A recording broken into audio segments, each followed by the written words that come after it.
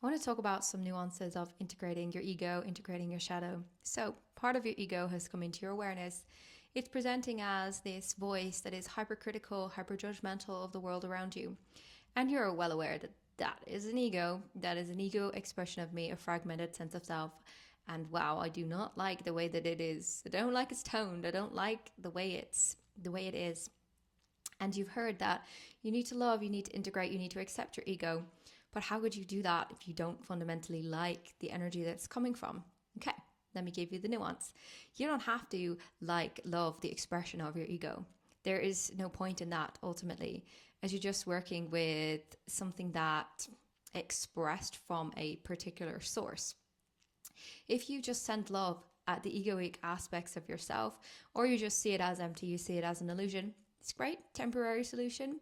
However, what you're really doing is you're just chopping the head off the weed, but you're leaving the roots in the garden. And sooner or later, there's going to be new weeds that grow in your garden, as weeds tend to do when you don't uproot the roots. So, extra understanding here to bear in mind is that what it is that you need to love and you need to integrate and you need to accept isn't the expression of the ego, isn't the way it presents, isn't the way it plays out in a narrative, in a voice, in a separate sense of self. It is the pain from where that ego generated itself, the impression on your consciousness. Impressions are developed in our consciousness when we experience a type of trauma, wounding, whatever it is, something that leaves a mark on us. And from this impression, that is what grows the ego, grows the pattern.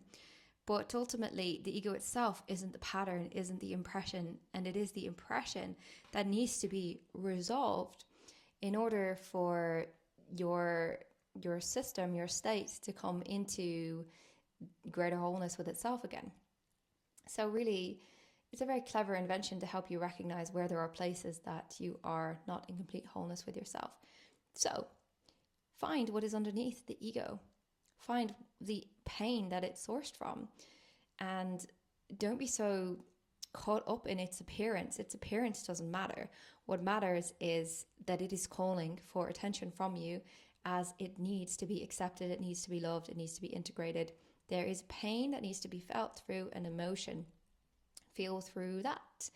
Really feel it. Hold space for it and let it work itself out. And that is what is going to dissolve that aspect of your ego. Don't bother working with the aspect so much itself.